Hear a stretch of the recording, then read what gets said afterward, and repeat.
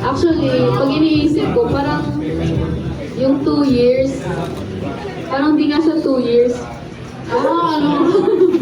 Ano, hindi ko masabi kung sobrang bilis lumipas ng oras or sobrang bagal. Para siyang mabagal na mabilis.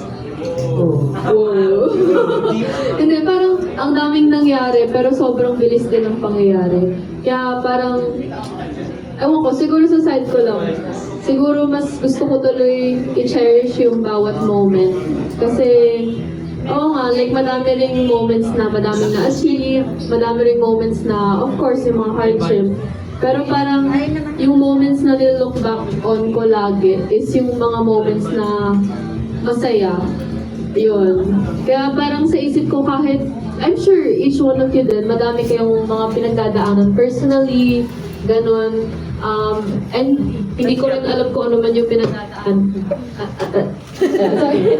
Hindi ko man alam kung ano yung pinagdadaanan nyo. Pero parang, kunyari, yung moments na ganito na masaya, na magkakasama tayong lahat, i-cherish nyo siya kasi pag nag-look back kayo, hindi nyo maaalala yung hard moments na yun. Ang maalala nyo, sige po kuya, naman.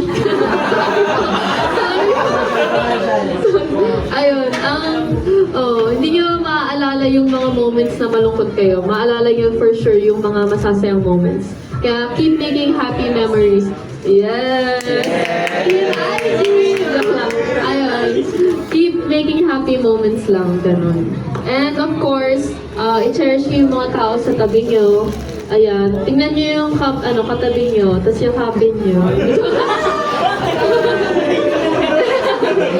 And then, ayun, tingnan nyo yung mga people kasi, kahit nga ngayon, tinatry kong i-memorize yung mga mukha nyo kasi,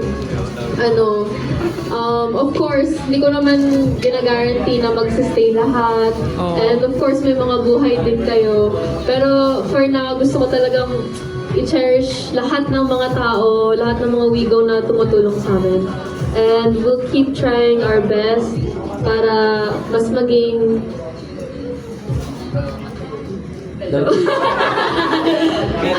Ayun, we'll keep trying our best para mas maging artist na proud of kayo. Yun lang po.